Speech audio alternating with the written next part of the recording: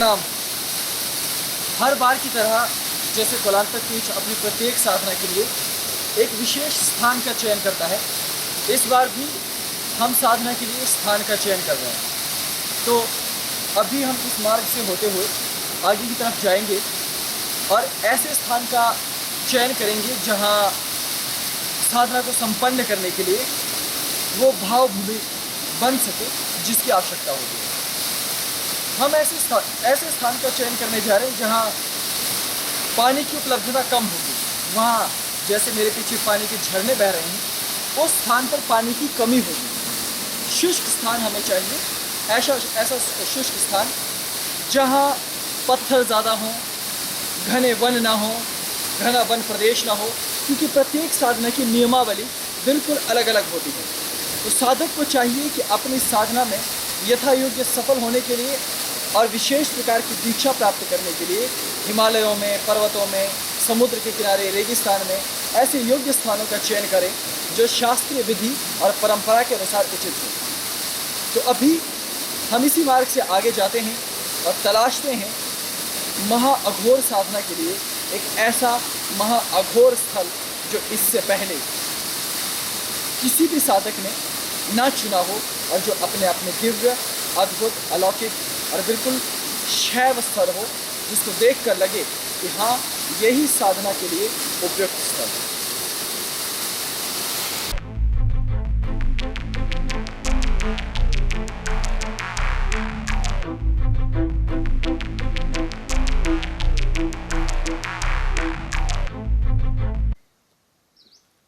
यहाँ कुछ पीछे तक जो रास्ता है वो सड़क मार्ग था, तो वहाँ तक वाहन के द्वारा आया जा सकता था। तो हम लोगों ने वहाँ तक वाहन लिया।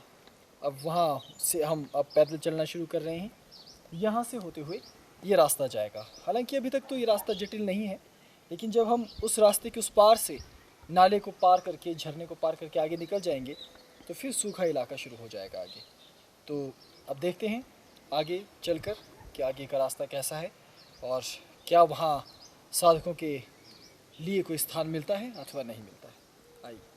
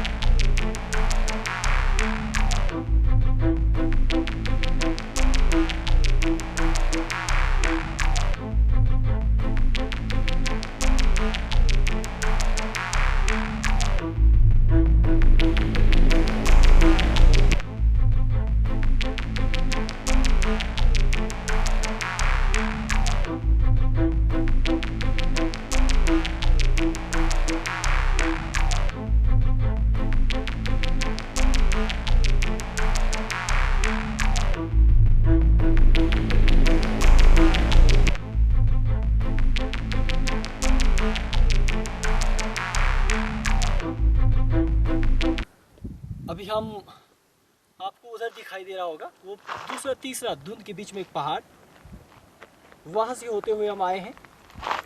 और वो पार आपको सड़क नज़र आ रही होगी, उस सड़क से होते हुए हम वहाँ हमने पार गांव के पास एक गाड़ी खड़ी की है। और जहाँ पार ये किनारा आपको टूटते हुए पत्थर दिखाई दे रहे हैं बहुत सारे, तो इस जगह से आपको एक रास्ता नज़र आ रहा है। हम इस रास्ते से होते हुए वो पीछे नाला और झरना जहाँ पीछे पानी था, हमने आपको पानी तो नहीं दिखाया, लेकिन वहाँ से हमने अपने लिए पीने के लिए पानी भरा है। और वहाँ से हम पैदल होते हुए अभी यहाँ तक पहुँचे हैं। अब इसके बाद ये जो मेरे पीछे रास्ता जा रहा है, हम इसकी तरफ को जाएंगे। और एक विशेष बात यह है कि जितनी भी आबादी है सारी यहाँ से आगे ही है। अब इसके बाद यहाँ से काफ़ी दूरी तक कोई आबादी नहीं है। यहाँ से आगे एक निर्जन स्थान अब शुरू होता है लगातार मेरे पीछे तक। ये एक जंगली अनार का पेड़ है, इसके ऊपर छोटे छोटे अनार लगते हैं जब उसका समय होता है। मुझे एक तो सूखे अनार कहीं ऊपर नज़र भी आ रहे हैं।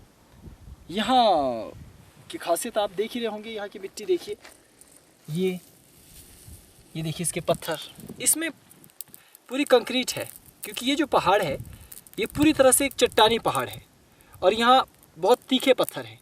और बड़ी दुख की बात ये भी है कि यहाँ आने वाले साधकों को बहुत ही सोच समझ कर आना चाहिए, इस साधना में हिस्सा लेना चाहिए, क्योंकि ये साधना जहाँ अपने आप में प्रमुख है, वहाँ व्यवस्था की दृष्टि से भी ये स्थान बहुत अच्छा नहीं है। क्योंकि आप देख रहे हैं यहाँ की मिट्टी कैसी है, आगे हम आपको रास्ते और पत्थर दिखाएंगे।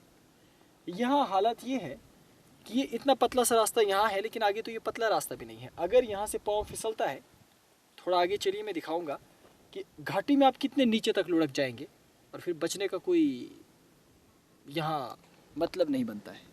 और ठीक वैसे ही ऊपर की तरफ को पहाड़ी है, हालांकि यहाँ तो अभी आपको पहाड़ी नज़र नहीं आएगी, क्योंकि अभी तो ये प्रवेश द्वार है एक तरह से। अब यहाँ से आगे ये घाटी शुरू होगी। और ऐसे छायादार वृक्ष भी यहाँ बहुत कम है। यहाँ केवल ये कांटे से भरी हुई झाड़ियाँ और कुछ घास आपको मिलेंगी। ये अधिकांश झाड़ियाँ यहाँ कंटीली झाड़ियाँ ही हैं, क्योंकि इस क्षेत्र में पानी की बहुत कमी है। कहीं कहीं पानी टपकता है बरसात के दिनों में, या किसी एक आध गुफा के किनारे या कंदरा के किनारे कहीं छोटा सा जल का सोता, मीठे जल का सोता होगा, लेकिन वहाँ पानी इतना कम होगा कि 2-3 व्यक्ति के लायक तो होगा, लेकिन बहुत ज़्यादा लोगों के लिए नहीं।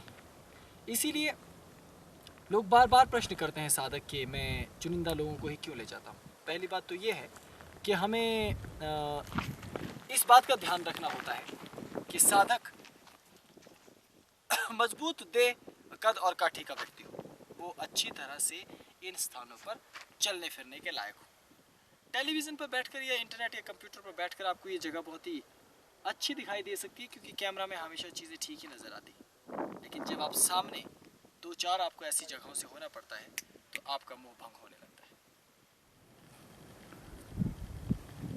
ठीक इसी तरह से, क्योंकि ये रास्ता और ये घाटी खतरनाक है। हालांकि थोड़ा सा क्षेत्र है, लेकिन बहुत खतरनाक क्षेत्र है। आप देखेंगे नदी वो नीचे धुंधली ऐसी आपको नदी वो नीचे नज़र आ रही होगी, घाटी के नीचे सुदूर, और वहाँ कुछ घरों की छतें हमें नज़र आ रही होंगी जो बहुत नीचे है। और यहाँ से आप सीधे ऊपर नहीं आ सकते, क्योंकि कोई रास्ता यहाँ से सीधा ऊपर आने का नहीं है। इसलिए हम वहाँ से घूम फिर करके इस रास्ते से ऊपर आए हैं। यहाँ तेज़ हवाएं आपको दिन भर चलती मिलेंगी। और यहाँ से आगे का जो क्षेत्र है ये बहुत ही शुष्क क्षेत्र है।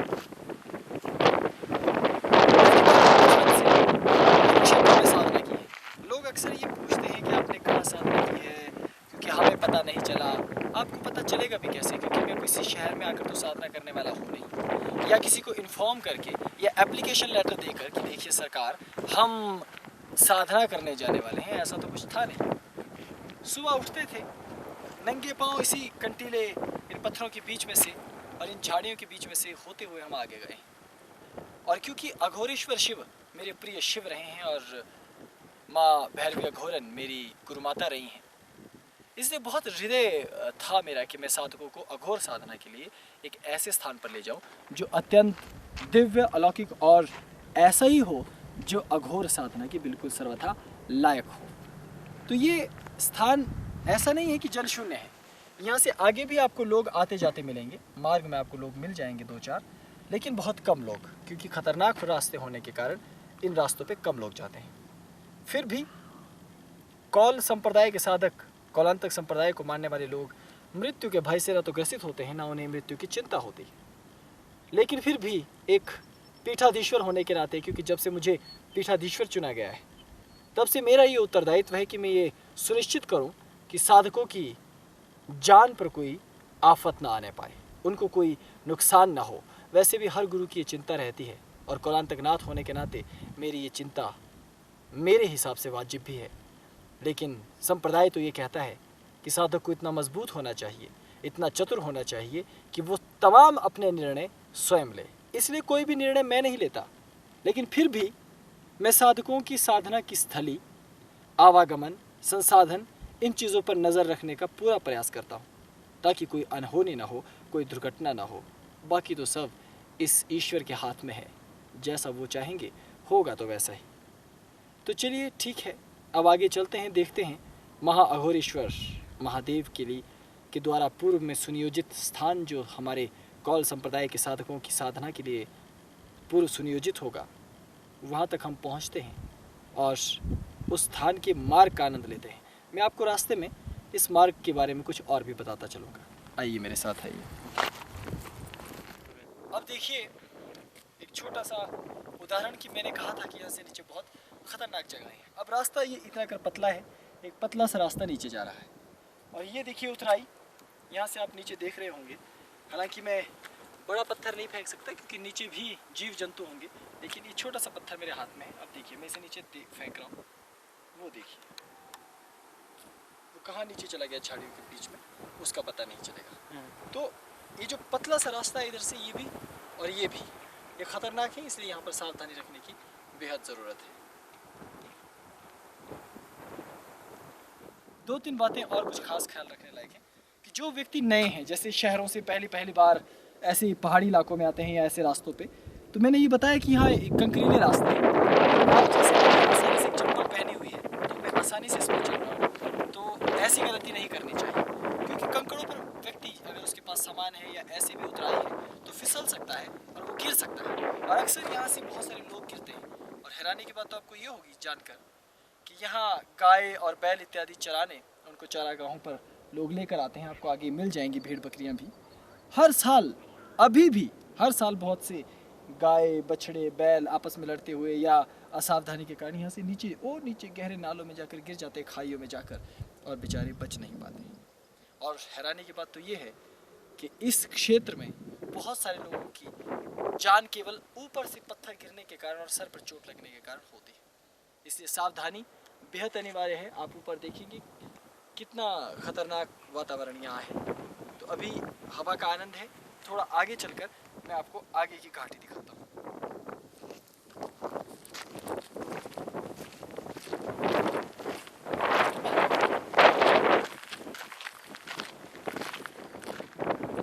हवाएं तो चल ही रही है। आप देखिए कि ये पूरी घाटी है जो आपको अंदर नजर आ रही होगी, और ये यहाँ से ऊपर से रास्ता है, इस गली में से रास्ता वो देखिए, आप नीचे से रास्ता गुजरते हुए देख रहे हैं, वो पार से रास्ता वो पहाड़ी के टीले के उस पार जा रहा है। इस रास्ते को देखकर थोड़ा आगे आ जाइए, मैं आपको दिखाऊंगा।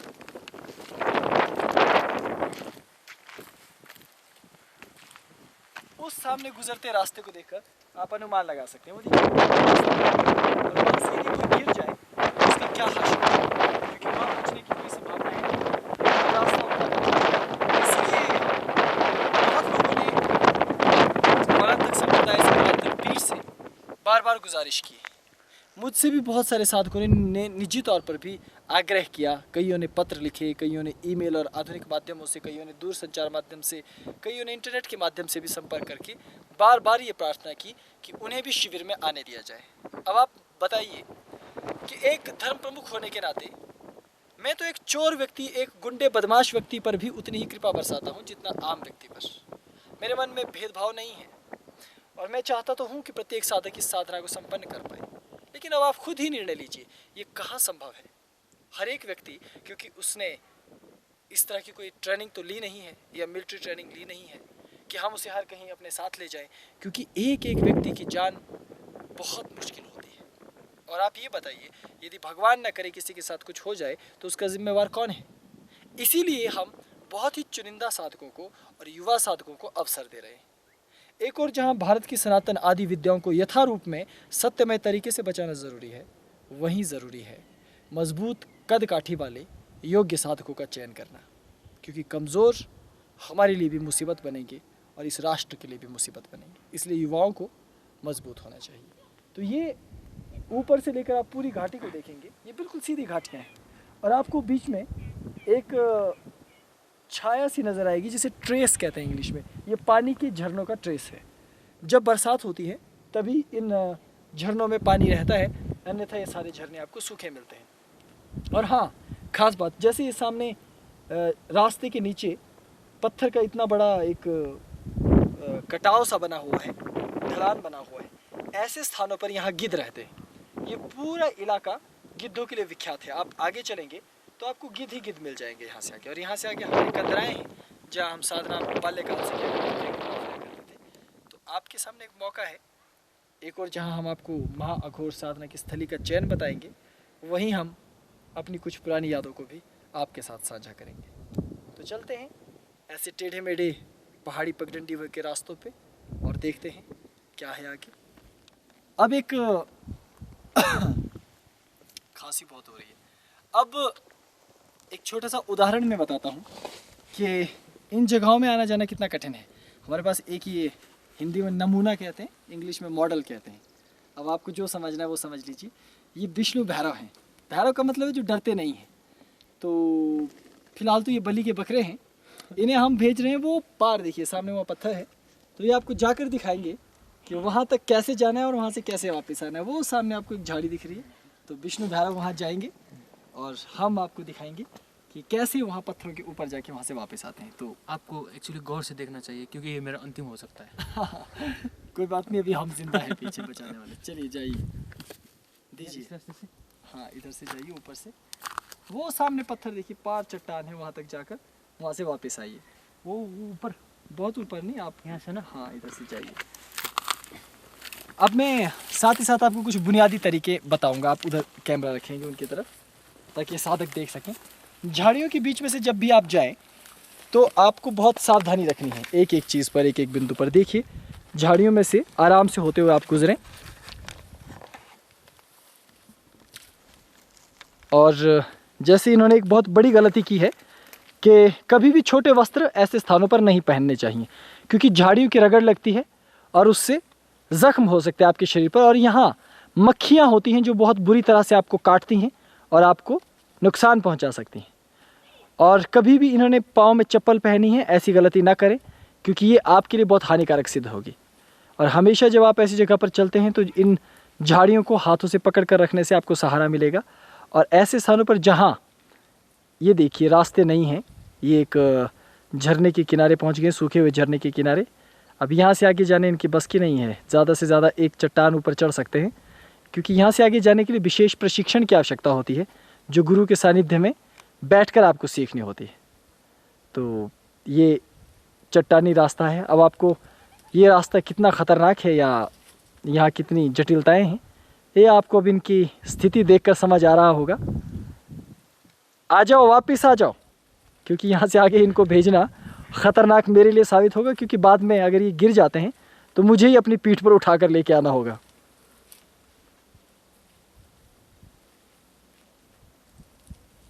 ये विष्णु भैरव हैं। तो इनके माध्यम से हमने आपको ये बताने की कोशिश की है कि हम कभी नहीं चाहते कि किसी साधक को रोकें जिसके मन में इच्छा है साधना करने की, लेकिन कोलांतक संप्रदाय के नियम बहुत जटिल हैं। बहुत क्लिष्ट स्थानों पर हमारी साधनाएं संपन्न होती हैं और बहुत ही गोपनीय गुपचुप तरीके से इन साधनाओं को संपन्न करना पड़ता है, क्योंकि पीठ की नियमावली ऐसी है। और इसी कारण माताओं बहनों को बहुत कम, अर्थात भैरवियों को बहुत कम स्थान मिल पाता है इन साधनाओं में। तो अब इनसे ही पूछ लेते हैं कि इनका अनुभव कैसा रहा।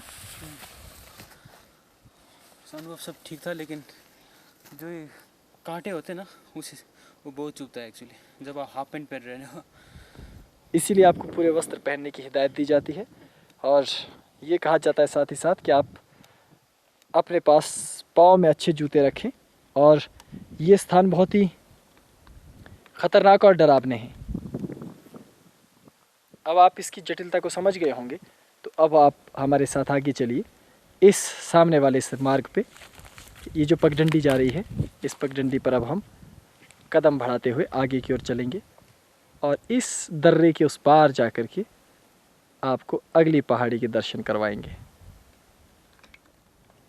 अब हम ऊपर से नीचे की तरफ आए हैं, अब नीचे से ऊपर की तरफ को जाएंगे। इस रास्ते की मैंने आपको पहले ही बात बता दी है कि ये पथरीले स्थान है, यहाँ बहुत ज़्यादा पत्थर होते हैं। अब ये चट्टानें देखिए, ये जितने भी चट्टानें और जितने भी पत्थर आपको यहाँ नज़र आ रहे हैं, ये बहुत ही तीखे और सख्त हैं। और यदि आपका पाँव फिसलता है और किसी व्यक्ति को इससे सर पर चोट आती है, तो आप समझ सकते हैं कि ये चोट कितनी गंभीर हो सकती है। इसी कारण भैरवियों को साधना करने की आज्ञा बहुत कम हम दे रहे हैं, लेकिन फिर भी हमारा उन पर नियंत्रण नहीं है, इसलिए 1 या 2 भैरवियों को तो आने देना ही होगा, ताकि वो इन स्थानों पर साधना करके मातृशक्ति का झंडा बुलंद रख सकें। लेकिन फिर भी ये आप आगे आ जाएं और यहाँ से ऊपर देख लें कि सावधानी क्यों ज़रूरी है और कैसे दुर्घटना घटती है आमतौर पर जब हिमालयन रास्तों पर आप होते हैं, हिमालय के मार्ग पर आप होते हैं। बहुत सारे लोगों ने मुझसे बार बार प्रार्थना की है कि मैं उनको मार्ग के बारे में बताऊं, अन्य अन्य चीज़ों के बारे में बताऊं जब मैं शिव स्थान देखने जाता हूं, साधना स्थली देखने जाता हूं। ये देखिए, अब यहाँ ऊपर देखिए आप, यहाँ से बिल्कुल सीधा एक स्थल है और ये काफ़ी जटिल आपको लगेगा। और ऊपर देखिए, ऊपर आपको एक बड़ी चट्टान नज़र आ रही है। अब इसके ऊपर भी पत्थर हैं छोटे छोटे, तो तेज़ हवा आने से या ऊपर किसी बकरी के होने से या जानवर के जाने से, हिरन के गुजरने से पत्थर ऊपर से गिर सकता है। और वैसे भी प्रकृति में ढीले पत्थर पड़े रहते हैं, तो कभी भी वो पत्थर नीचे गिर सकता है। लेकिन फिर भी घबराने की ज़रूरत नहीं है। हिमालय एक ऐसा स्थान है, यदि आपके पास नॉलेज है अर्थात ज्ञान है, जिसको आप आधुनिक भाषा में नॉलेज कहते हैं, तो आप ऐसे स्थानों से बचते हुए जा सकते हैं। और जैसे कि हमारे विष्णु भैरव को आपने देखा, वो बहुत ही साधारण सी जगह पे गए थे, लेकिन वहाँ वो अपने आप को असहाय महसूस करने लगे। कारण ये कि उन्हें वहाँ की भौगोलिक परिस्थिति का ज्ञान नहीं है। अगर आपको ऐसी भौगोलिक परिस्थिति का ज्ञान होता है, तो कभी भी आपको किसी तरह का कोई संकट नहीं होता। मैं आपको छोटी छोटी बात बताता हूँ। अभी मैं आपको एक डेमो बताता हूँ। देखिए, मैंने जुराबें पहनी। ऐसे स्थानों पर जुराबें आपको नहीं पहननी चाहिए। अगर आपने इस तरह से कोई चप्पल या कोई भी दूसरी चीज़ें आपने पहनी हुई हों, तो ऐसे स्थान पर जाने से पहले आपको जुराबें खोल देनी चाहिए और उन्हें अपने पास बैग इत्यादि में कहीं आपको स्थापित कर देना चाहिए। और हमेशा अगर आप जूतों के साथ नहीं चल सकते हैं, तो ऐसा ना सोचें कि आप नंगे पाँव चलने में माहिर हैं और बच जाएंगे। नंगे पाँव चलने से ये धूप के कारण, तेज़ धूप के कारण पत्थर गर्म हो जाते हैं और जल्दी से आपके पाँव में छाले पड़ जाएंगे और आपके पाँव ज़ख्मी हो जाएंगे, उससे खून निकलने लगेगा, दर्द होने लगेगी। तो ऐसी गलती कभी भी हिमालयन क्षेत्रों में जब आप साधना के लिए जाएं तो कभी न करें। रही बात ऊपर चढ़ने की, तो इसके कुछ नियम होते हैं। अपने पाँव की उंगलियों और हाथों की उंगलियों को मजबूत रखना चाहिए। घर में ही लटकने का अभ्यास करना चाहिए, तब आप इन स्थानों पर जा सकते हैं। मैं आपको एक छोटा सा डेमो इस झाड़ी तक चढ़ के दिखाता हूँ। देखिए कैसे। आप यहाँ आ जाइए। जब भी किसी पहाड़ी पर चढ़ना हो, तो याद रखिए आपके गले में माला नहीं होनी चाहिए, क्योंकि ये फंसती हैं। धोतियाँ इतनी ढीली नहीं होनी चाहिए। आप उसे नीचे से डाल करके उसे कस सकते हैं, टाइट कर सकते हैं। और ऊपर भी जो आपका परना होता है, उसे भी ढीला आपको नहीं रखना चाहिए, वो आपका टाइट होना चाहिए, क्योंकि हवा आएगी या कोई और कारण होगा तो ये आपको आपत्ति करेंगे। लेकिन जब आप अच्छी तरह जानकार हो जाए तो कोई मुसीबत नहीं है। देखिए कैसे। अब ये बिल्कुल सीधी ढलान है, आप देख रहे होंगे, ये बिल्कुल सीधी चट्टान है मेरे ऊपर, लेकिन इस पर चढ़ना नामुमकिन नहीं है।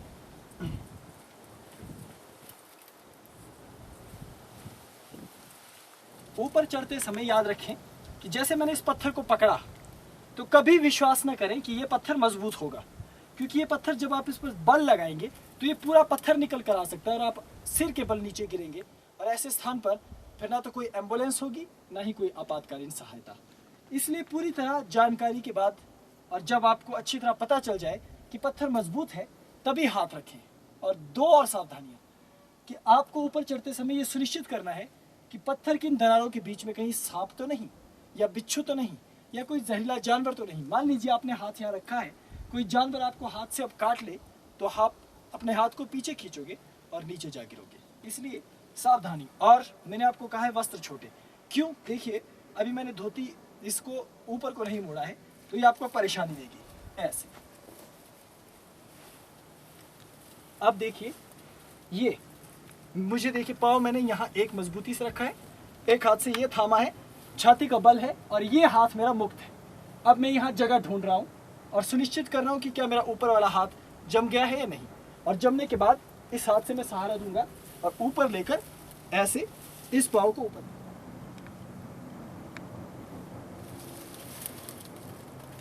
ठीक है, हाँ इस तरफ आ जाओ। अब जैसे मैंने आपको नीचे से बताया कि एक एक कदम रखते हुए ऊपर कैसे आना। अब देखिए ये वो चट्टान है और ये वो पत्थर है। ये पत्थर पूरी तरह से यहाँ से खोखला है और ये भी खोखला है और ये देखिए ये पत्थर यहाँ से टूटा हुआ है। अब यदि मैं यहाँ से ऊपर चढ़ने के लिए इसे यहाँ से पकड़ूंगा और इस पर ज़रा भी बल लगाऊंगा तो ये पूरा पत्थर टूटकर मेरे पाँव पर से होते हुए मुझे अपने नीचे दबा देगा और मेरी यहीं पर मौके पर मृत्यु हो जाएगी। इसलिए चढ़ते समय जो सावधानियाँ आपको बताई गई हैं पत्थरों को लेकर, उसे आपको देखना ज़रूरी है। और आपको ये देखकर हैरानी होगी कि पूरा पत्थर सिर्फ एक इस घास के ये जो घास का तना बना हुआ है, जड़ बनी है, इसके ऊपर यहाँ से टिका हुआ है। अन्यथा ये पूरा का पूरा पत्थर टूटा हुआ है। और ये देखिए ये पत्थर टूटा, अगर मैं इसे उंगली से ज़रा भी अभी छू देता हूँ तो ये सीधे कैमरामैन पर नीचे जा कर के गिरेगा। तो ऐसे स्थानों पर आपको विशेष सावधानी रखनी है।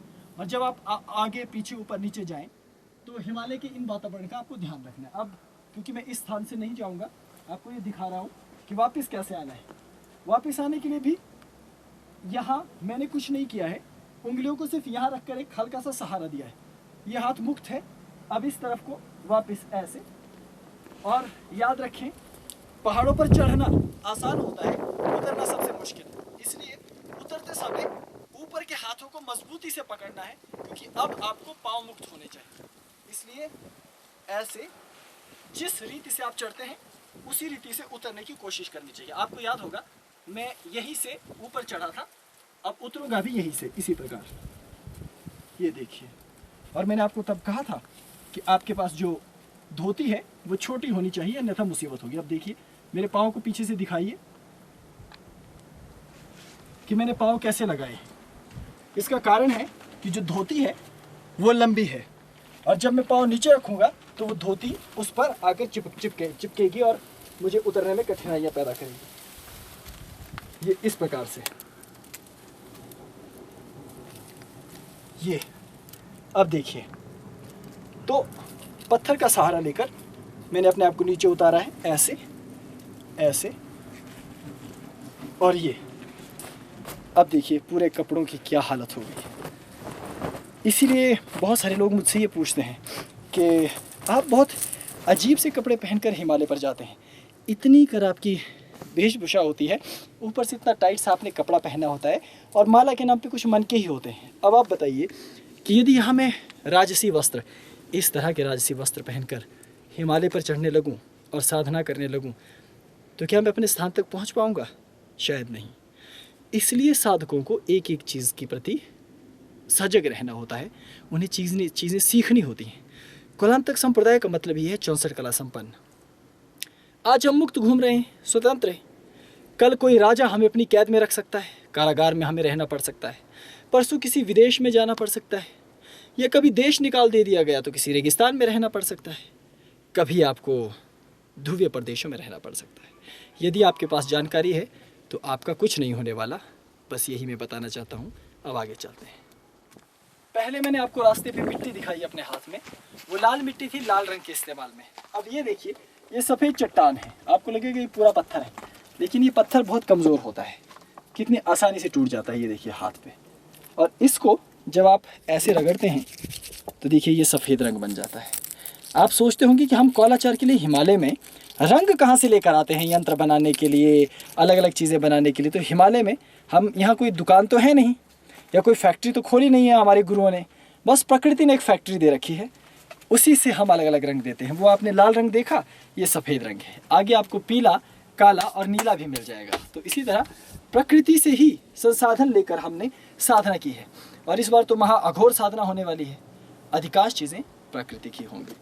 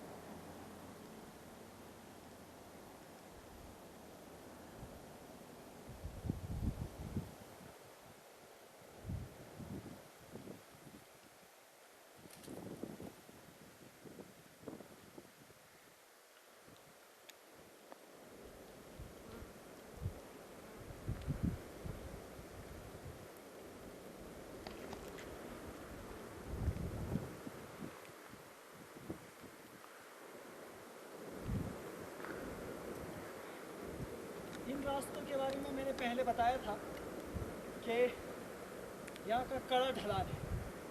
अगर यहाँ से कुछ नीचे गिरता है तो बचने की उम्मीद काफ़ी कम है। इसलिए जब आप यहाँ से आएंगे तो आपको बहुत ज़्यादा सावधानी रखनी पड़ेगी। इसलिए इन पथरीले रास्तों पर सावधानी से लापरवाही अगर की तो वो ज़िंदगी की हानि हो जाएगी।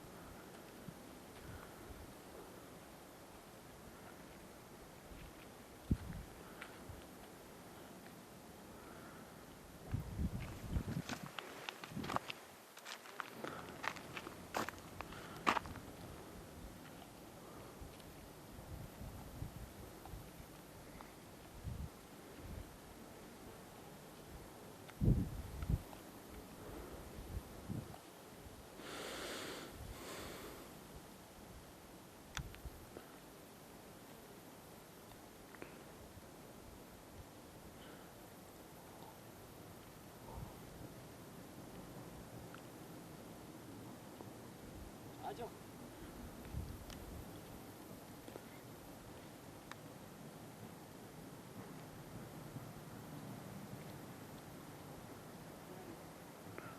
मिली से मिलेगा।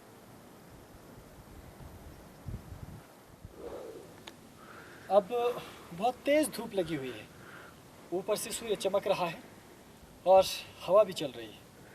और मैंने जैसे कि कहा था, इस क्षेत्र में पीने के पानी की कमी है। और वो देखिए, गिद्ध इस तरफ से आ रहा है आसमान से। तो आप मेरे पीछे इन स्थानों को देख सकते हैं। यहाँ पूरा पथरीला इलाका है, पूरा पहाड़ी क्षेत्र है। और पहाड़ी कहना भी गलती होगी, क्योंकि मैदानी क्षेत्र के लोग पहाड़ी का मतलब एक छोटे से टीले को समझते हैं। तो इसे पहाड़ी कहकर थोड़ी गलती हो जाएगी। ये चट्टानी पहाड़ कहा जाएगा, क्योंकि यहाँ सिर्फ चट्टान ही चट्टान है, आप वो ऊपर तक देख सकते हैं। और एक और बात कि आमतौर पर जिन लोगों का पहाड़ों से वास्ता नहीं पड़ा है, उनके मन में कुछ वहम होते हैं पहाड़ों को लेकर। जैसे अभी ये आपको ऊपर एक पेड़ नज़र आ रहा है, इस पहाड़ की चोटी पर आपको लग रहा होगा कि चोटी तो ये है, लेकिन ये आपकी मूर्खता है, क्योंकि यहाँ से लेकर इस पेड़ के पास की दूरी ज़्यादा से ज़्यादा 300 मीटर होगी या 400 मीटर, इससे ज़्यादा नहीं। लेकिन ये पहाड़ अभी इतना ऊंचा ऊपर है कि इस पहाड़ की इस छोटे से टीले के कारण पूरा का पूरा पहाड़ इसके पीछे जा छिपा है। अगर आपको इस पहाड़ की चोटी तक पहुंचना होगा तो कम से कम इस तरह के 50-60 से भी अधिक, कम से कम 500-600 टीले तो आपको पार करने ही होंगे। इसलिए कभी भी पहाड़ों पर ये देखकर चढ़ने की कोशिश ना करें, खासकर ज़मीन से, अरे ये तो इतना छोटा सा ही है, यहाँ जाने में कितनी देर लगेगी, क्योंकि ये आपका भ्रम है। इसलिए आपको पहाड़ी क्षेत्रों से अच्छी तरह परिचित होना चाहिए। अभी हम इस निचले रास्ते से आए थे, ये आप देख रहे हैं, छोटा सा पतला संकरा रास्ता। अब हम इस गली से आगे जाएंगे। और एक विशेष बात ये कि इसी रास्ते में आगे गिद्ध कंदरा भी है, जहाँ बाल्यावस्था से मैंने साधना की है, मेरा वो प्रिय स्थल रहा है। आपने पहले ही गिद्ध कंदरा देख ली है, आज वहाँ से गुजरते हुए उसे फिर देखेंगे। यहाँ से शुरू होता है गिद्ध कंदरा का रास्ता। तो चलें इस कड़ी धूप में।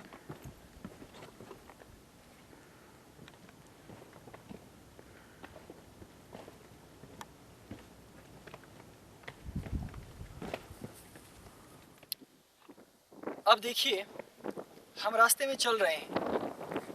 आमतौर पर हम ये कहते हैं साधकों को कि वो अपने घर बता कर आएँ कि वो कहाँ जा रहे हैं। और बहुत सारे लोग हमसे ज़िद करते रहते हैं कि नहीं, हम तो बहुत पहलवान हैं, हम तो बहुत तेज़ तरार हैं, और भी न जाने कितने तर्क देते हैं कि उन्हें हम अपने शिविर में आने दें। लेकिन शिविर में हम इसलिए नहीं आने देते क्योंकि बहुत सारे लोगों को जब हम पहली बार लेकर आए थे तो यहाँ से वो भाग खड़े होते हैं। आप पूछेंगे क्या कि ऐसा क्या है यहाँ कि वो यहाँ से भाग खड़े होते हैं? तो चलिए, शब्दों में क्या जवाब देना है खुद ही देखिए। आइए मेरे साथ, ऐसे ही मेरे पीछे आइए, उधर नहीं, ऐसे। अब देखिए, मेरे कदमों की तरफ देखिए। अब मैं यहाँ रुक रहा हूँ। अब ज़रा यहाँ से नीचे देखिए।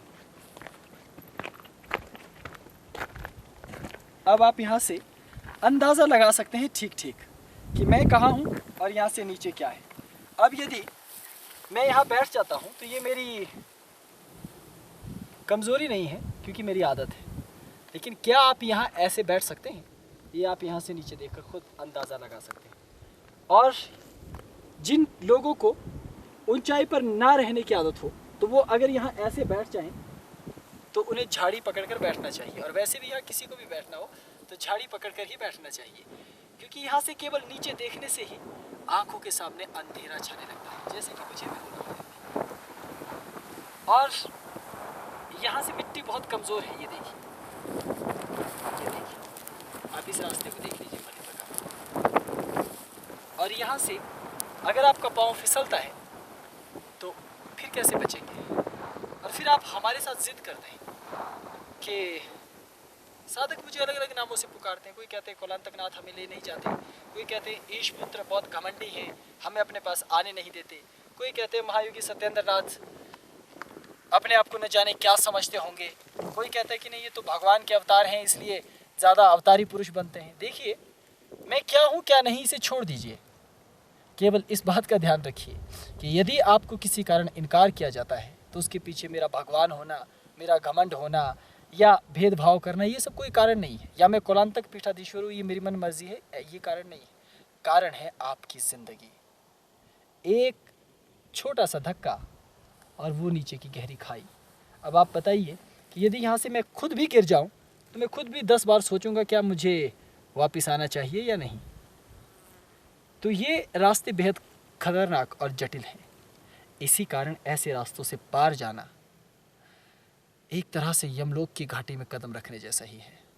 हालांकि मैं आपको डरा नहीं रहा, आपका मनोबल नहीं गिरा रहा। आप चाहें तो पूरी दुनिया को जीत सकते हैं, माउंट एवरेस्ट पे चढ़ सकते हैं, तो ये तो छोटी सी खाई है।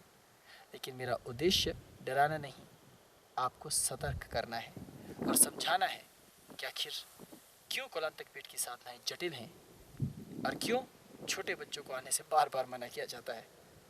फिर भी छोटे बच्चे भी बाज नहीं आते। चलिए इस खतरनाक रास्ते को पार करते हैं। एक बार फिर आप इस घाटी को देख लें और ये सोच लें कि क्या आपको अगली बार साधना के लिए आना है या नहीं। अब बाकी मर्जी है आपकी।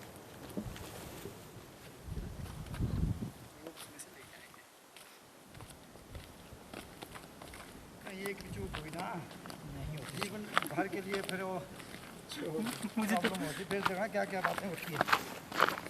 अब देखिए इस नाले को, नाला, एक और बात मैं बताता चलूँ कि नाले का मतलब शहर में होता है गंदे पानी का नाला। नाले का मतलब वो समझते हैं जहाँ किचन से निकलने वाला गंदा पानी, बाजार से निकलने वाला गंदा पानी जहाँ जाता है उसे नाला कहते हैं। हिमाचल में, उत्तरांचल में नाले का मतलब होता है झरना। ये एक सूखा झरना है और जब बरसात होती है तो यहाँ से बहुत खूबसूरत झरना आता है। लेकिन ये जगह जहाँ ये गलती से भैरव खड़े हैं, इन्हें अभी पता नहीं है कि मौत के मुंह के सामने खड़े हैं, क्योंकि इस नाले में ऊपर से बहुत तेज़ी से पत्थर आते हैं और गोली की रफ्तार से यहाँ से नीचे गुजर जाते हैं। इसलिए इस नाले के दाएं और बाएं खड़ा होना अपने आप को मौत को चुनौती देना है। हालांकि मैं तो बिल्कुल नहीं दे रहा, क्योंकि मैं अपने आप को महर्षि मार्कंडेय नहीं समझता हूँ, लेकिन फिर भी मैं एक सुरक्षित दूरी पर हूँ।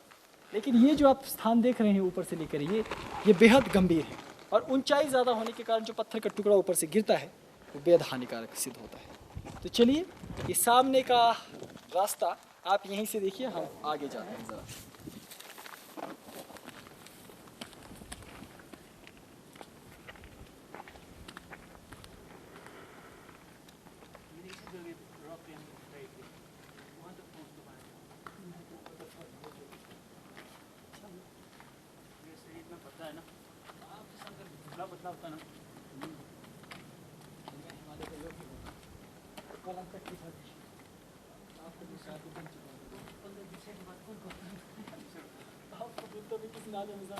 क्या दिख रहा है?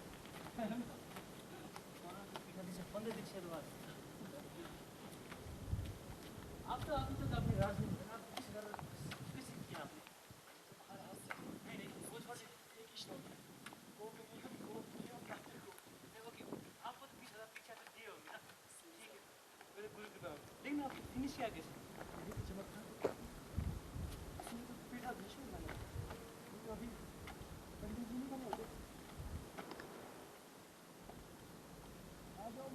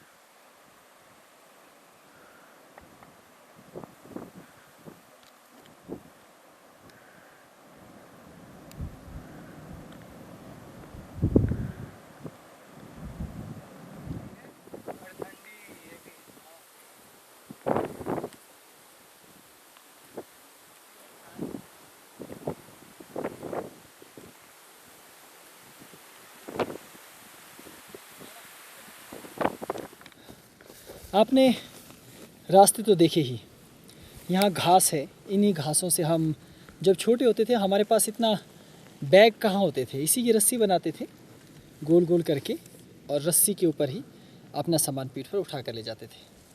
पत्थरों का ही हथियार बनाकर, चाकू, पत्थर का ही चाकू बनाकर रस्सी काटना, ये सब करना, प्राकृतिक तौर पर रहना, ये सारी मेरी प्रिय स्थलियाँ रही है, क्योंकि यहाँ एकांत है। देखिए, और यहाँ सामने आपको गिद्धकंदरा नज़र आ रही होगी, यहाँ बहुत गिद्ध रहते हैं। वो देखिए सामने, मैं आपको दिखा रहा हूँ, मेरे ठीक सामने वो आपको वहाँ एक बड़ा सा पत्थर नज़र आएगा।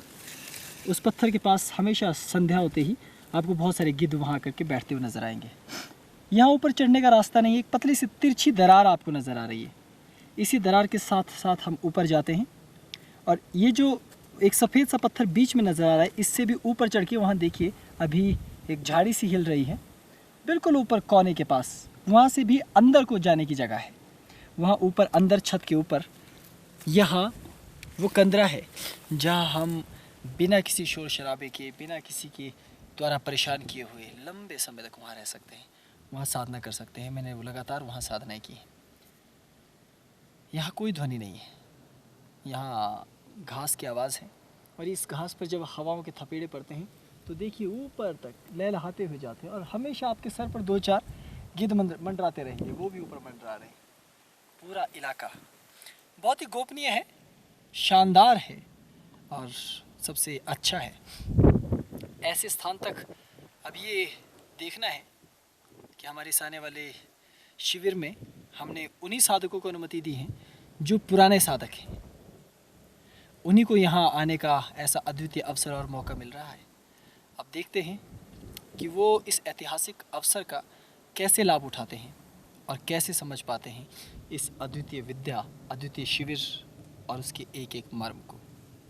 हालांकि घोर कलयुग चल रहा है, और नीचे सुदूर मैदानी क्षेत्रों में जैसे दिल्ली है, वहाँ से अनेक समाचार चैनल्स अध्यात्म के विरुद्ध चीज़ों को प्रसारित कर रहे हैं।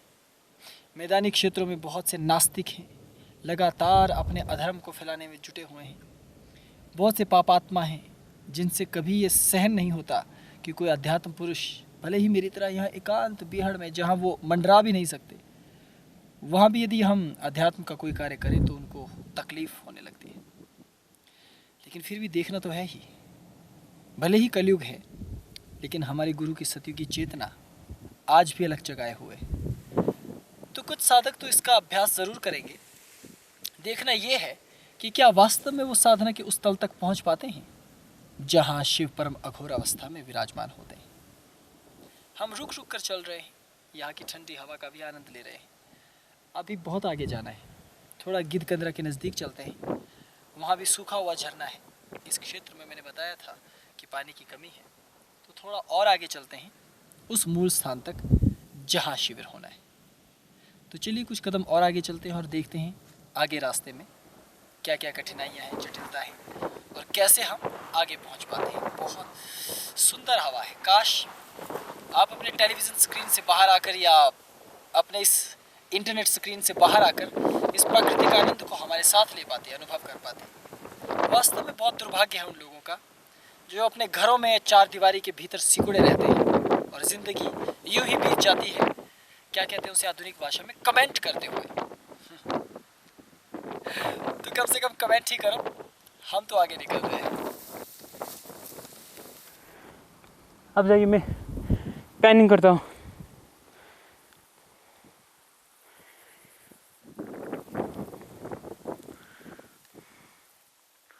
अभी आपने पहली बार रास्ते की एक मुसीबत देखी थी, अब आपको मुसीबत नंबर 2 दिखाते हैं। जो मेरे पीछे टीला है, इस टीले पर मैंने बहुत ज़्यादा बैठकर साधनाएं की हैं। ये मेरा क्षेत्र रहा है, और नीचे गिद्धकंदरा है, और यहाँ से उस पहाड़ी की उस तरफ को जाने के लिए इस ढलान में से एक ही संकरा सा मार्ग है। और आपको एक राज की बात बताऊँ, ऊपर आओ। जब हम छोटे होते थे तो अपने परिवार के साथ, दादी के साथ यहाँ से बकरियाँ ले जाया करते थे, जानवर ले जाया करते थे इन क्षेत्रों में चरागाहों की तरफ। तो बकरियों को जाने के लिए ये रास्ता देखिए, ये इसमें से अभी हम जाने वाले हैं। ये इतना खतरनाक रास्ता है कि अगर आपको हनुमान चालीसा नहीं आता हो तो यहाँ आकर अचानक आपको चौपाइयाँ याद आनी शुरू हो जाती हैं। अच्छा है, देखें भैरव भैरवियों का क्या होता है, खासकर कलयुग से आने वाले भैरव भैरवियों का, क्योंकि जो तो हिमालयन भैरव भैरवी प्राचीन काल से रहे हैं उनके लिए तो ये सब बहुत बचकानी बातें हैं, छोटे निम्न स्तर की बातें हैं। लेकिन शहर से आए लोगों के लिए क्या कहते हैं उसे, एडवेंचर्स, ये किसी एडवेंचर से कम नहीं है, और ये तो एडवेंचर से भी 2 कदम आगे है। तो चलिए इस पतली पगडंडी का आनंद लेते हुए थोड़ा और आगे चलते हैं।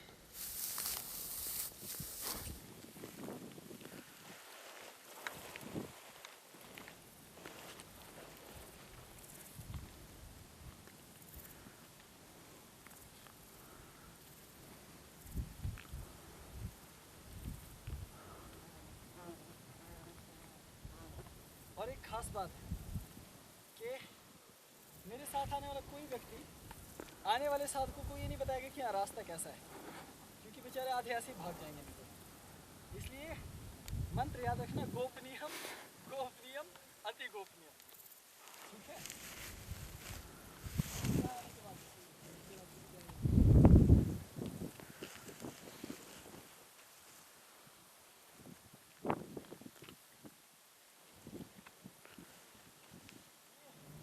नीचे वाला रास्ता आप लोगों के लिए ज़्यादा आसान है, ये नीचे वाला, यहाँ से आ जाओ। ऊपर से बहुत खतरनाक है।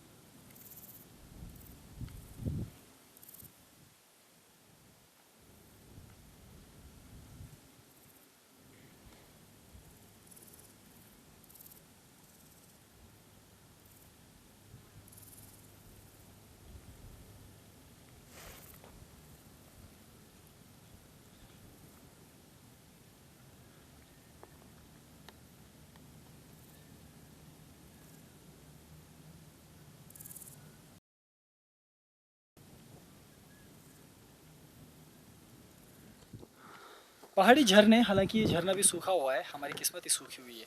ऊपर से लेकर जितने भी झरने इस क्षेत्र में होते हैं हमेशा सूखे रहते हैं, लेकिन फिर भी ये पौधा आप देख ही रहे हैं, इसके ये जो फूल होते हैं इनकी खासियत है कि कांटों की तरह होते हैं, आपस में चिपक जाते हैं, ऐसे कपड़ों पर चिपक गए तो निकलते नहीं हैं। ये हमने बचपन से इनका प्रयोग पानी को छान कर पीने के लिए किया। आपको पता है ऐसे नालों में कभी कभी बरसात का मौसम होता है या ऊपर से कीचड़ आ रहा होता है, तो एक पात्र में रखकर इसको ऐसे रखकर उसमें अगर घास हैं, तिनके हैं, इसे रख दीजिए, काफ़ी सारी मात्रा में निकाल कर इतना बड़ा ये बन जाएगा। ऊपर से पानी डाल दीजिए, कूड़ा करकट इसमें फंस जाएगा और शुद्ध पानी आपके हाथ में आ जाएगा। तो ये तरीका है, प्रकृति में अनेक चीज़ें हैं। तो आप इसको आधुनिक भाषा में कह सकते हैं, जैसे दिल्ली वाले कहते हैं वाटर फिल्टर। ये नेचर का वाटर फिल्टर है, महायोगी का वाटर फिल्टर। आप भी कभी हिमाचल आए और साधना करने आए तो इस वाटर फिल्टर को ट्राई कर सकते हैं। हालांकि एक आयुर्वेदिक औषधि भी है। तो छोड़िए, फिर डॉक्टर पीछे पीछे चलेंगे कि चलिए अभी इसके बारे में बताइए। खैर, पानी छान कर पीजिए और गुरु जान कर बनाइए।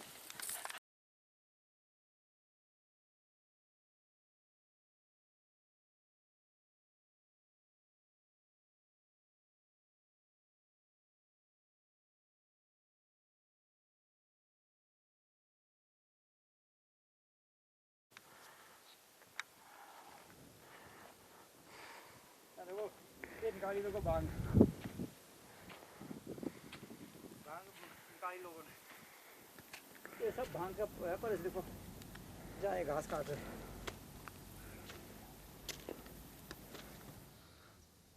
आप देखिए सामने से 1 2 3 4 5 6 और 7, हम 7 पहाड़ियों की जो हिस्से होते हैं उनको लगातार पैदल चलते चलते अब यहाँ पहुँचे। अभी भी यहाँ से यात्रा जारी है आगे। अब इस पहाड़ के ऊपर से हम उस पार जाएंगे। ऊपर मेरे पीछे बहुत से गिद्ध मंडरा रहे हैं, नीचे से भी गुजर रहे हैं। हमारे लोग पीछे से थकी हुई हालत में आ रहे हैं।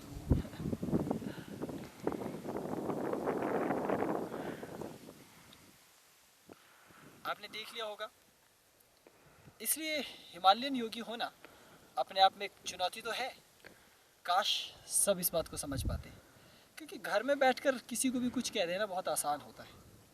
और आजकल तो टेलीविज़न का ज़माना है, तो एसी स्टूडियो में कुछ भी कहा जा सकता है।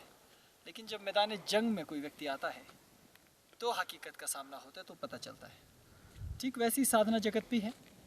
बहुत से लोग किताबें लिखते रहते हैं, पुस्तकें लिखते हैं, पत्रिकाएं लिखते रहते हैं, अध्यात्म पर आजकल तो ब्लॉग लिखते रहते हैं। कितना आसान है ना, कीबोर्ड पर बैठना और उंगलियां तो घुमानी है, दिमाग की थोड़ी खुजली मिटानी है। लेकिन शैव पंथ और शाक्त पंथ और अगर कौलांतक संप्रदाय की बात हो तो यहाँ ये सब ऐसे नहीं चलता। इन सब रास्तों को आपने देख ही लिया। अगर अभी भी दिल नहीं भरा तो एक बार फिर उधर नज़र डालकर देख लीजिए और अब पता कीजिए कि हम किस रास्ते से आए हैं। आपको इतना छोटा रास्ता नीचे दिखाई देगा कि आप हैरान होंगे ये देख के कि हम कितनी पतली पगडंडी से होते हुए यहाँ पहुँचे। और आप अगर नीचे देख सकते हैं पिछली तरफ, तो आप वहाँ हवा से हथखेलियाँ करते गिद्धों को देख सकते हैं। ये देखिए आपके पीछे, उधर उधर ही नहीं।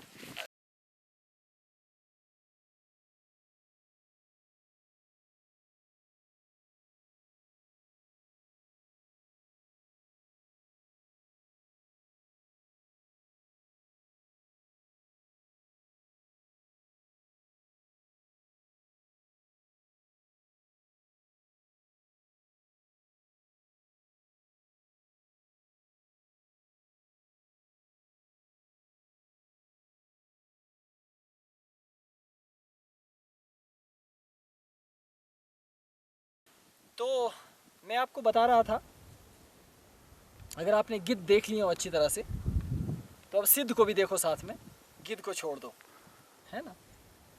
तो जिस स्थान पर अभी हम बैठे हैं, यहाँ से ऊपर पहाड़ की जो चोटी जहाँ आप गिद्ध ढूंढ रहे थे, यहाँ पर देवी योगिनी ब्राह्मणी का स्थान है ऊपर। अभी तो हम नहीं जा रहे, लेकिन भविष्य में किसी साधना के लिए या कभी चोरी चोरी जाना पड़ेगा, क्योंकि वो स्थान गोपनीय स्थलों में से एक है। वहाँ जाके साधना करेंगे। और वो हमारा पहले का एक पवित्र स्थान रहा है, पूरे क्षेत्र का पवित्र स्थल है। वहाँ हमने बहुत लंबी साधनाएं की। तो माँ योगिनी का स्थल ये है, और वहाँ इनके एक भैरव, जहाँ आपको टूटा हुआ पत्थर ऊपर नज़र आ रहा है, ये वाला जो पूरा क्षेत्र है, ये पूरा क्षेत्र एक ऐसे भैरव का बताया जाता है जिनकी एक टांग में कोई समस्या है, तो वो लंगड़े भैरव के नाम से विख्यात हैं। उनका किसी समय में शुक्राचार्य जी के गणों के साथ युद्ध हुआ था। जब शुक्राचार्य जी अपने दैत्यों के साथ इस क्षेत्र में से गुजर रहे थे, तो उन्होंने उस भैरव ने अकेले ही यहाँ पर उनके गणों का रास्ता रोक लिया था। तो उनके बीच घमासान युद्ध हुआ। तो वो अकेले थे और एक तरफ अनेकों शूरवीर दैत्यवीर। तो उन्होंने अंततः उनको घायल कर दिया, और जब उनकी एक टांग उन्होंने काट डाली, तब योगिनी स्वयं प्रकट हुई और उन्होंने शुक्राचार्य को इधर से, अर्थात हमारी दाहिनी ओर से जाने का इशारा किया था। और तब शुक्राचार्य जी ने, क्योंकि वो गुरुओं के गुरु हैं, उन्होंने स्थिति की गंभीरता को समझ लिया था और माँ भगवती की क्रोध को भी भांप लिया था। इसलिए वो किनारे से होते हुए अपने दैत्यों के साथ निकल गए। तो यहाँ ऊपर ही हमारा प्रिय साधना स्थल रहा है। और आपको हैरानी होगी ये जान के कि आप अगर ये सोच रहे हो कि जैसा ये क्षेत्र ऐसा सूखा, भयानक, डरावना, बिना पानी का है, तो पहाड़ का वो क्षेत्र भी ऐसा होगा, तो आप गफलत में है, गलती में है। आपको ऊपर वृक्षों की चोटी नज़र आ रही होगी, देवदार, चील, दयार और भी न जाने रई और तोस जैसे अनेकों प्रकार के वृक्ष, बान इत्यादि के वृक्ष। इस पहाड़ के पूरे पीछे के क्षेत्रों में घना जंगल है। पहाड़ी का ये अगला क्षेत्र पूरी तरह से शुष्क और पिछला क्षेत्र पूरी तरह से हरा भरा है। तो सिद्धों की ऐसी स्थलियां हैं, काश आज अगर वातावरण साफ होता तो आप देख पाते कि यहाँ चारों तरफ कितनी ऊंची ऊंची पहाड़ियाँ हैं और यहाँ कोई ऐसी पहाड़ी नहीं है जहाँ हमने अपने गुरुओं के साथ या अकेले में विचरण न किया हो, साधना न की हो। और आज इच्छा भी ये है कि हमने तो किया ही किया है, ये कोई महान कार्य नहीं है। महान कार्य तो ये है कि हमारे साथ साथ कुछ ऐसे भैरव भी इन स्थानों पर आ सके जो बेचारे यूट्यूब और फेसबुक में ये ढूंढते रहते हैं कि सारी सिद्धियां तो फेसबुक और ट्विटर पे है। और बहुत हंसी भी इस बात को लेकर आती है कि आपस में बहस करते रहते हैं कि अमुक साधना इस प्रकार से कीजिए, हरा घास लेकर के उसमें सफ़ेद पत्थर मिला करके पानी में डुबो दीजिए और 5 बार बगलामुखी का मंत्र पढ़िए और आपको बगलामुखी सिद्ध हो जाएगी। इस तरह के जोक्स आजकल बहुत पढ़ने को मिलते हैं जिन्हें हम चटकुले कहते हैं प्यास से। वास्तविक साधना पथ कठिन ज़रूर है, लेकिन याद रखिए यदि कोई जीवन है आध्यात्मिक, यदि कोई ऊंचाई है आध्यात्मिक, तो वो पर्वतीय ऊंचाई के आसपास भी है। इन महान हिमालय की श्रृंखलाओं में आदिकाल से हमारे गुरुओं ने, ऋषि मुनियों ने, गुरुमंडल ने निवास किया है, यक्ष गंधर्व किन्नर किरात ने निवास किया है। आज हम कर रहे हैं और नहीं चाहते कि कोई दुष्ट यहाँ पर आकर निवास करे। अगर ऐसा होता है, मलेच्छ यदि इस क्षेत्र में आते हैं तो इन पर्वतों के भीतर छिपे हुए ज्वालामुखी उसी दिन की प्रतीक्षा कर रहे हैं जिस दिन मलेच्छ यहाँ आए। खैर छोड़िए, आगे चलते हैं, कुछ आगे चलकर देखते हैं। बस इसके थोड़े आगे चलो, वो पार देखो। बेटा एक मिनट, यहाँ से आया था बेचारा ओम, देखो इस पुल को क्रॉस करते हुए। ये देखिए गेंद हमारे बिल्कुल सर के ऊपर से जा रहे हैं, छूते हुए ये सामने से गुजर गए। एक था ओम भाटिया।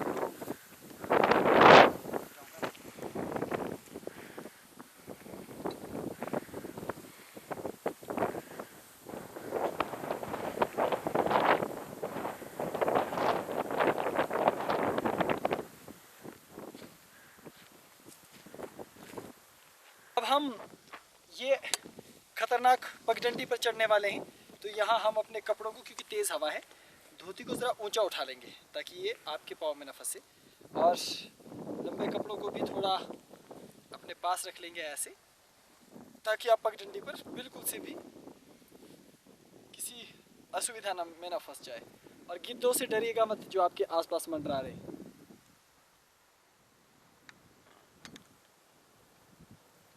तो ये तो मंडराते रहेंगे। अब हम इसी पगडंडी से होते हुए वो देखिए सामने पहाड़ी, आखिरी निचले छोर तक ये रास्ता जा रहा है, इसे अब हम पार करके पहाड़ी के उस पार चले जाएंगे। तो एक लंबा रास्ता है और हवा तेज़ है, इसलिए सावधानी से चलना पड़ेगा। चलिए, इन पहाड़ी रास्तों पे आते हुए थकावट तो बिल्कुल भी नहीं होती। आपको कभी ऐसा नहीं सोचना चाहिए कि अगर आप ऐसे स्थानों पे आए तो आप थक जाएंगे या आपको तकलीफ़ होगी, क्योंकि साधकों को तकलीफ़ होती कहाँ है। ना तो वो थकते हैं, ना तो वो डरते हैं, बस चलते जाते हैं लगातार। यही सिद्ध साधकों की पहचान है। फिलहाल आप मुझे आगे जाने दीजिए, ऊपर मंडराते गिद्धों को देखिए।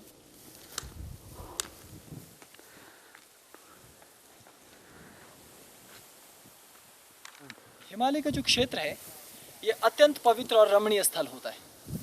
इसकी आभा बहुत श्रेष्ठ है और बहुत उच्च है, लेकिन पर्यावरण का जब से असंतुलन हो रहा है तब से इन स्थानों की शोभा पर भी ग्रहण लगना शुरू हो गया है। बचपन से जब मैंने इन क्षेत्रों में साधना सीखना शुरू किया, गुरुओं से विद्याओं का अध्ययन करना शुरू किया, और जब शहरों के वातावरण से परिचित नहीं था, तब मैंने इन पहाड़ी टीलों पर रहकर कभी इस बात की कल्पना भी नहीं की थी कि दिल्ली, मुंबई, कोलकाता, चेन्नई जैसे बड़े बड़े शहर भी होते होंगे जहाँ इतनी बड़ी बड़ी अट्टालिकाएँ, इतने बड़े बड़े भवन, इतने सारे वाहन, इतने सारे लोग, इतनी व्यापक भीड़ रहती है। लेकिन जब हमने गुरु के सानिध्य में यहाँ शिक्षा दीक्षा ली तो वो ये बार बार कहते थे कि संसार के हित के बारे में सोचो, जगत के हित के बारे में सोचो। तो मैं सोचता था ठीक है, सामने वाली पहाड़ी पे 4 घर वहाँ हैं, 10 घर नीचे हैं, 20 घर दाएं बाएं हैं, तो कुल मिलाकर 8-9 हज़ार लोगों की बात होगी, ज़्यादा से ज़्यादा 1 लाख लोगों की बात होगी। लेकिन भले ही बालचित में, बाल्यकाल में हमें इन तत्वों का पता नहीं था, लेकिन आज उनके द्वारा सिखाई गई एक एक चीज़ की कीमत अनुभव होती है। धन्य है ये महा हिमालय, जहाँ शहरों की आक्रामक भीड़ है, और सचमुच वहाँ पर बैठ करके चीज़ों को देखना और समझना, और यहाँ पर बैठ करके चीज़ों को समझना और अनुभव करना, ज़मीन आसमान का अंतर है विचारधारा में। क्योंकि मैं वहाँ जाकर भी सोचता हूँ और यहाँ आकर भी, तो आपको ये जानकर हैरानी होगी कि दोनों में बहुत अंतर है। बाजार में रहने वाला, शहर में रहने वाला व्यक्ति इतना निष्ठुर, इतना अजीबोगरीब और घटिया भीतर से मैला हो जाता है कि वो पवित्र चीज़ को भी अपवित्रता की निगाह से देखता है। अच्छा कभी बोल ही नहीं सकता, बुरा ही बोलेगा। अच्छी उसकी निगाह होती नहीं है, बुरी ही होती है। और यदि उसे कहा जाए कि भाई तुम्हारे अंदर ये कमी है, तो वो जैसे गांव में कुत्तों के झुंड होते हैं वैसे मिलकर हमला कर देते हैं। हिमालय की एक खासियत है जो देखकर मुझे बहुत अच्छा लगता है। यदि मेरा किसी एक व्यक्ति से झगड़ा हो जाए तो झगड़ा केवल उसका और मेरा रहेगा, और कोई हमारा तीसरा दुश्मन है वो मौके की आड़ में नहीं रहेगा। अगर हम दो व्यक्तियों की लड़ाई हो रही है तो हम आपस में निपट लेंगे। लेकिन शहर में लोग अपने आप को पढ़ा लिखा कहते हैं, लेकिन इतने गद्दार, इतने धोखेबाज होते हैं और ऐसे मौका प्रस्त होते हैं। मान लीजिए किसी एक व्यक्ति पर आरोप लग जाए, आजकल साधु संतों पर तो लगता रहता है, तो सारे टूट कर पड़ जाते हैं। ये नीचता नहीं है तो और क्या है। खैर छोड़िए, अघोरपंथी तत्वों को नहीं समझते, वो इससे ऊपर बढ़ते हैं सृष्टि के आगे। इसलिए आपको चाहिए कि आप इन तत्वों को समझने के लिए साधना जगत में प्रविष्ट और ऐसे दिव्य हिमालय में आकर स्थित हो सके।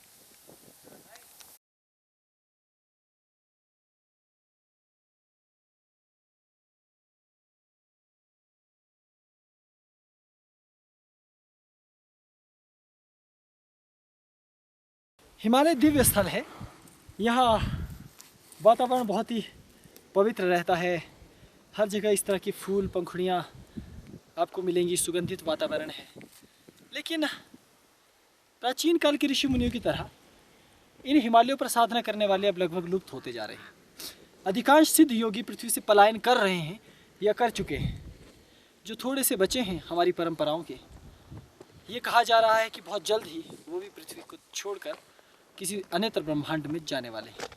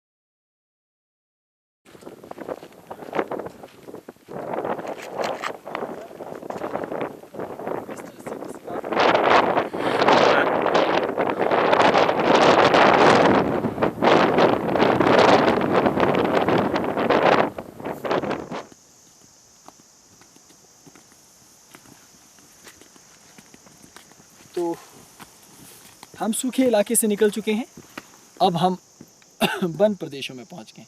अब यहाँ से आगे आपको घनी झाड़ियाँ और वन मिलेंगे। मैंने आपको बताया था कि यहाँ से पीछे पानी की बहुत कमी है। अब यहाँ कुछ आगे हमें पानी मिलेगा और जानवरों की आवाज़ें मुझे सुनाई दे रही हैं, आगे भेड़ बकरियों की आवाज़ें भी सुनाई दे रही हैं। तो यहाँ से आगे के इस क्षेत्र में अब यहीं आसपास हम साधना की स्थली का चयन करेंगे, क्योंकि यहाँ से पीछे आपने देखा कहीं भी रहने लायक जगह नहीं है, पानी नहीं है। हालांकि यहाँ भी बाघ भालू काफ़ी हैं, रहने की जगह तो नहीं है, पर कभी कभी भालू के साथ रहने में भी तो अपना ही आनंद है। तो अब हम इस स्थान पर पहुँच गए हैं। ये मेरी दाईं ओर ऊपर जंगल है घना, और जैसे कि मैंने बताया कि यहाँ साथ में पानी है, लेकिन वो पानी बहुत कम है। हम आपको जब साधना शिविर होगा उस दौरान दिखाएंगे कि यहाँ कितना कर पानी, छोटे से गड्ढे में थोड़ा सा पानी निकलता है। और यहाँ से लेकर आपने पूरा क्षेत्र देखा, वहाँ कहीं पानी नहीं है। एक दो स्थान पर छुटपुट स्थानों पर पानी इकट्ठा होता रहता है, लेकिन हमारे साधकों में बहुत बुराइयाँ हैं, जिसमें से एक बड़ी बुराई है पानी की बर्बादी करना। लेकिन इस बार हम ऐसी जगह पर हैं, इन्हें कहिए कि अब आप पानी की बर्बादी करके तो दिखाइए कि अब कैसे करोगे। यहाँ इस स्थान ने बड़े बड़ों को सुधार दिया है। अब देखिए पानी बहुत कम होगा हमारे पास, उतना ही, और लोग होंगे इतने सारे, तो अब कैसे गुजारा होगा ये पता अब चलेगा। ये जो यहाँ से ऊपर स्थान है, यहाँ थोड़ा सा प्लेन क्षेत्र है, वहाँ पर अस्थाई शिविर के लिए स्थान का चयन मैंने कर लिया है, वहीं पर अस्थाई शिविर लगेगा। यहाँ पर साधना शिविर करने के कई कारण हैं। उसका पहला कारण ये है कि हमारी प्रथम दिन की जो साधना होगी वो शुष्क क्षेत्र में, जहाँ से हम आए अभी मार्ग से, वहाँ होगी। दूसरे दिन इस वन प्रांत में कुछ देर के लिए हम जाएंगे, इस वन प्रांत में होगी। और दूसरी बड़ी बात कि यहीं से आगे ये जो सामने पर्वत श्रृंखलाएं हैं जो धुंध के पीछे छिपी हुई हैं, यहाँ महान खंडाधार पर्वत श्रृंखला आपके सामने से गुजरकर आगे बढ़ती जाती है। तो ये स्थान अनुपम है। पीछे देवी ब्राह्मणी योगिनी का स्थान है, और सामने यहाँ से नीचे डैम नज़र आता है, जो अभी यहाँ से तो नज़र नहीं आएगा, थोड़े वहाँ किनारे से बड़ी सी झील जो कृत्रिम बांध बनाया गया है वो नज़र आता है। तो हम ऐसे स्थान पर हैं जहाँ से लगभग तीनों तरफ के क्षेत्र, पूरे की पूरी पहाड़ियाँ, पर्वत नज़र आते हैं, और हम नीचे से काफ़ी ऊंचाई पर अब आ गए हैं। यहाँ ये बहुत एकांत है, बहुत एकांत। अब हमने यहाँ स्थान चयनित कर लिया है। यहाँ पीछे टेंट वेंट लग जाएंगे अगर जिन लोगों ने वहाँ रहना होगा तो शिविर स्थल के तौर पे। लेकिन साधनाएं हमारी इस तरफ, इस सूखी पहाड़ी की तरफ, और यहाँ ऊपर इस जंगल की तरफ होगी। तो अब स्थान का चयन हो गया है। सूर्य भी ढलने वाला है, हवाएं बहुत तेज़ हैं यहाँ, और ठंडी भी साथ में। तो अब यहाँ से हमें वापस लौटना होगा और इंतज़ार करना होगा आने वालों साधकों का, क्योंकि कोई हवाई जहाज़ से आएगा, कोई पैदल आएगा, कोई अपने वाहनों से, कोई बसों में आएगा। तो अब तब तक जाकर लौट कर उनका इंतज़ार करते हैं। चलिए अब वापसी का समय हो गया है, आगे वापस लौटते हैं और आगे की तैयारी शुरू करते हैं। अब हम वापस जा रहे हैं, और वापस भी इसी मार्ग से जाना पड़ेगा। हम पहाड़ में कितने ऊंचे हैं वो तो आप नीचे से देख सकते हैं। सड़क बहुत नीचे से जा रही है, नदी भी बहुत नीचे से, गहरी खाई वैसे। और वापसी पर भी बहुत सावधानी रखनी पड़ेगी, क्योंकि वही पहाड़ और वही टीले पार करते हुए उसी संकरे मार्ग से अब वापस लौटना। लोग सोचते हैं और साधक कहते हैं कि हम सब ऐसे यूं ही शिविर कर देते हैं। अब आपको अंदाज़ा हो रहा होगा कि हम एक शिविर के लिए कितनी मेहनत करते हैं। खुद आकर साधना स्थली का निरीक्षण, पहले खुद आना, फिर लौटना, फिर साधकों के साथ आना, फिर लौटना। तो हमारे लिए यही क्रम 4 बार होता है, जबकि साधक तो केवल एक बार ही आना और जाना। चलिए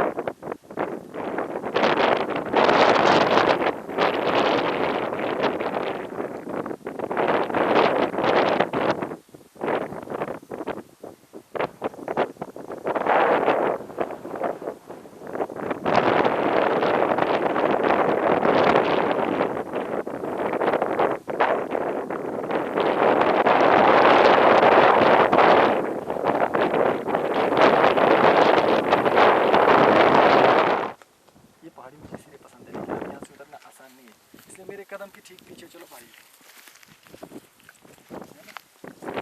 देखो तुम लोगों ने तो जूते पहने, मेरे पास तो चप्पल है। आओ मैं जाओ आगे, गिरना मत। हाँ एक आदमी गिरता हो दूसरा गिर जाता है, एक नेड़े रहा दूसरा पकड़ तो सकता है, इतने नेड़े रहो तो हाथ रखना हमेशा नीचे ना, ऐसी जगह में। याद रखो रास्ते में निचली तरफ कदम रखना, बिल्कुल कॉर्नर पे रखना है ना।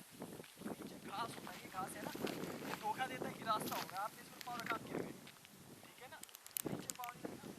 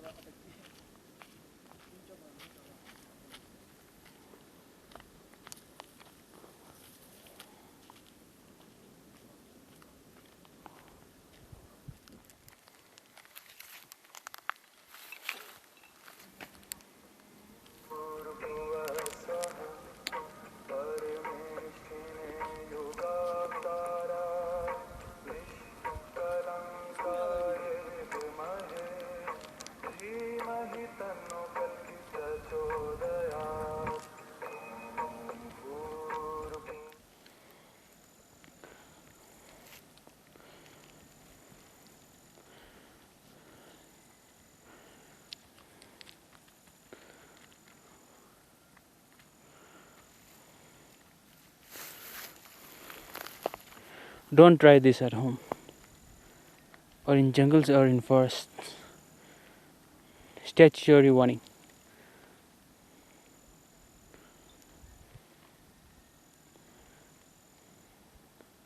These stunts are done by professionals and they are expertly trained in it, so please don't try this anywhere you go. This is risky and this might cost your life. From Kolantak Peak team.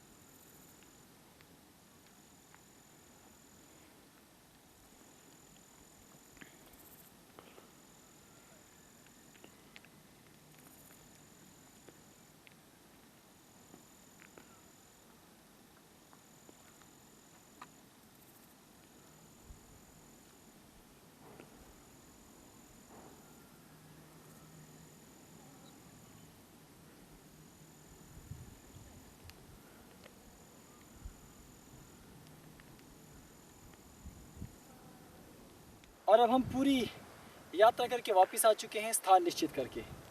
हमारे 2-3 भैरव हमारे साथ 3-4 लोग पीछे हैं, सब बारी बारी गिर चुके हैं। किसी की हड्डी में चोट लग गई है, किसी के हाथ में भी लग गई है, कैमरामैन की भी लग गई है। वो तो होता रहता है क्योंकि ये आम रास्ता नहीं है, ऊपर से गिद्धों का रास्ता है और नीचे से सिद्धों का रास्ता है। तो अब स्थान का चयन पूरा हो गया है। वहाँ वो उस पत्थर वाले पहाड़ के उस पार, वहाँ पर वाहन इंतज़ार कर रहा है। तो अब स्थान चयन की प्रक्रिया पूर्ण हो गई है, वाहन की ओर वापस लौटते हैं और फिर आश्रम की ओर, ताकि वहाँ आने वाले साधकों की प्रतीक्षा करके अगले दिन की यात्रा के लिए तैयारी की जा सके। ओम नमः शिवाय, प्रणाम।